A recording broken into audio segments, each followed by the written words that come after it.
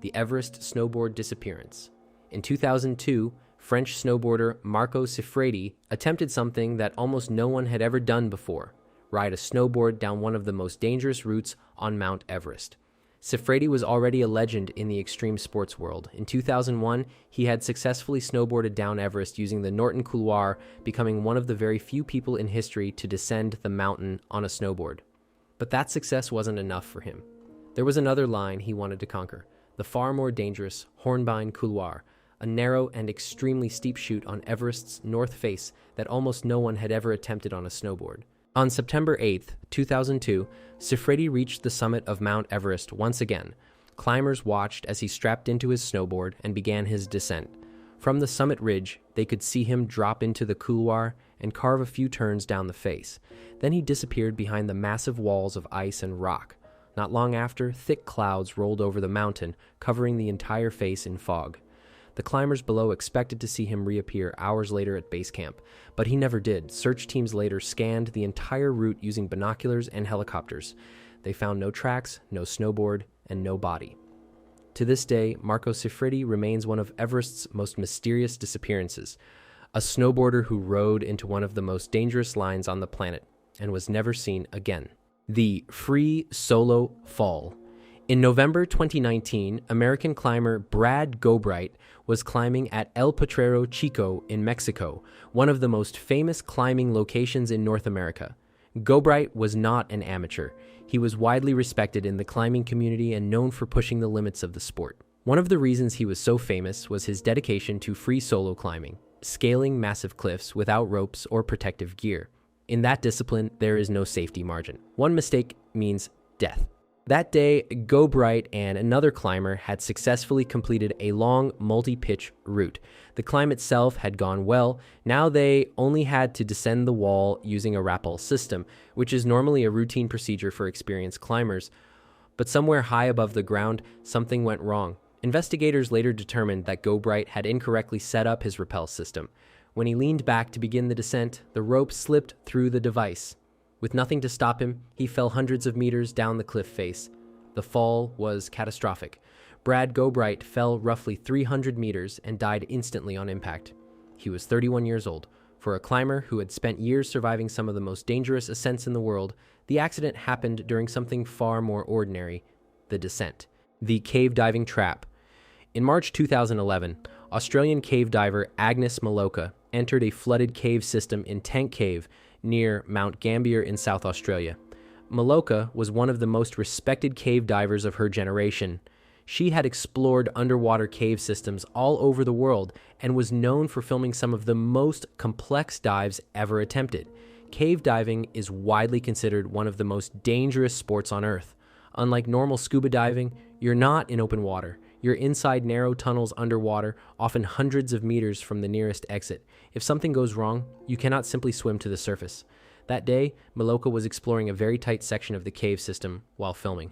The passage she entered was extremely narrow, barely wide enough for a diver to pass through. At some point during the dive, she became trapped. Her equipment became wedged in the tight rock formation.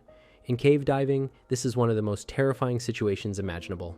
The diver cannot move forward, they cannot move backward, and every second that passes means less breathable air in the tank. Other divers eventually found her body inside the cave. Agnes Milowka had run out of air while trapped inside the passage. She was 29 years old. Despite years of experience navigating some of the most complex underwater cave systems in the world, a single tight passage turned a routine exploration into a fatal trap. The Isle of Man crash. In May 2018, British motorcycle racer Dan Kneen was competing in practice for the Isle of Man TT, one of the most dangerous races in motorsport history. Unlike normal motorcycle racing, the Isle of Man Tourist Trophy does not take place on a closed circuit. The race runs on public roads, winding through villages, stone walls, and narrow country lanes. Riders reach speeds of over 300 kilometers per hour, with almost no room for error. Kneen was an experienced rider and a popular competitor in the Tourist Trophy paddock. During a practice session on the mountain course, he approached a section of the track known as Churchtown. Something went wrong at high speed. Kneen lost control of his motorcycle and crashed violently into roadside barriers. Emergency crews responded immediately, but the impact had been catastrophic. Dan Kneen was pronounced dead shortly afterward. He was 30 years old. The Isle of Man Tourist Trophy has long been known as the most dangerous race in motorsport. Since the event began in 1907, more than 260 riders have died on the course. Despite the risks, riders continue to compete each year, fully aware that a single mistake at those speeds can be fatal. The cliff diving miscalculation. In July 2017, Irish cliff diver Stephen Keenan was taking part in a training session near São Miguel Island in the Azores, Portugal. Keenan wasn't just another diver. He was a respected athlete in the professional cliff diving community and worked as a safety diver for Red Bull's cliff diving events. Cliff diving is brutally simple. Athletes jump from heights of 25 to 30 meters into the ocean below. At that height, divers hit the water at speeds close to 85 kilometers per hour.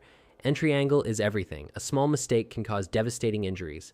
During the session, conditions were rough. The ocean surface was unstable, with waves moving the safe entry zone constantly. Keenan jumped from the cliff and entered the water, but something went wrong immediately after impact. A wave pushed him sideways toward nearby rocks. Before he could swim clear, he was slammed violently into the cliff face. Other divers rushed to help and pulled him from the water. He was still alive when rescuers reached him, but he had suffered severe head injuries. Stephen Keenan died shortly afterward at the hospital. He was 39 years old. The Avalanche Burial. In July 2016, Swedish professional skier Matilda Rapaport was skiing in the Andes Mountains of Chile while filming a segment for a ski movie. Rapaport was one of the most respected athletes in the world of big mountain freeride skiing, a discipline where skiers descend untouched mountain faces far from prepared slopes.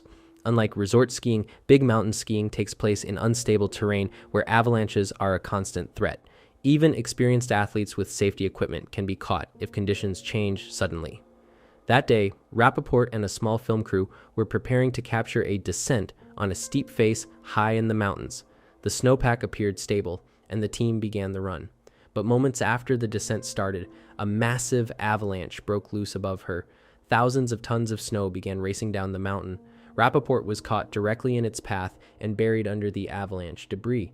Her team immediately activated emergency rescue procedures and managed to locate her under the snow.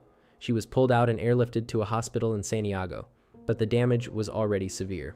Matilda Rapaport died several days later from brain injuries caused by oxygen deprivation while buried under the avalanche. She was 30 years old. Despite years of experience navigating dangerous terrain, the unpredictable power of the mountain proved fatal in a matter of seconds. The X Games, Snowmobile Crash. In January 2013, American athlete Caleb Moore was competing in the Winter X Games in Aspen, Colorado. At just 25 years old, Moore was already one of the rising stars of snowmobile freestyle, a sport where riders launch heavy snowmobiles off massive jumps and perform tricks normally associated with motocross. During the freestyle final, Moore attempted one of his signature moves, a backflip with the snowmobile. As he approached the landing ramp, something went wrong. The front skis of the machine caught the snow before the rotation was fully complete. Instead of landing cleanly, the snowmobile stopped abruptly while Moore was thrown forward. Then the machine came down on top of him. The impact looked terrifying, even to the spectators watching inside the stadium. Medical teams rushed onto the course within seconds. Moore was conscious at first, but clearly in serious condition. He was quickly airlifted to a hospital in Grand Junction, Colorado. Doctors discovered that the crash had caused severe internal injuries, including bleeding around his heart and damage to his brain. Moore remained in a coma for several days. On January 31st, 2013, his family confirmed that Caleb Moore had died from complications related to the crash. His death became the first fatality in the history of the X Games. The gravity bike collision. In the mountains of Colombia, a dangerous underground sport has been gaining popularity in recent years. It's called gravity biking. The concept is simple and incredibly risky. Riders modify bicycles by removing the brakes and gears, then lie flat on the frame to become more aerodynamic. Once they start rolling down steep mountain roads, the only thing controlling their speed is gravity. Some riders can reach speeds of over 60 miles per hour. The runs are often filmed and shared on social media, with riders weaving between cars and trucks as they race downhill. On March 16, 2024, a group of young riders gathered on a winding road between the towns of Popayan and El Tambo in southwestern Colombia. They were filming themselves as they sped down the mountain. Among them was a young woman attempting the run for the first time. As the riders approached a sharp curve, they were moving far too fast to control their bikes. One of them lost control and drifted into the opposite lane of traffic. At that exact moment, a dump truck was coming up the road. The collision was catastrophic. 2 of the riders were killed instantly by the impact. The other 2 were left critically injured on the road. The crash caused chaos in the area. Local residents rushed to the scene, and the truck driver, who had simply been driving to work, was surrounded by an angry crowd that blamed him for the accident. Police eventually had to escort the driver away from the scene for his own safety. What made the tragedy even more disturbing was that at least one of the riders had already been caught by police doing the same stunt before. His bike had been confiscated, but he had simply built another one. For many young riders, gravity biking is about adrenaline and internet fame. But on that mountain road in Colombia, the challenge ended the same way many of them do, with a deadly crash.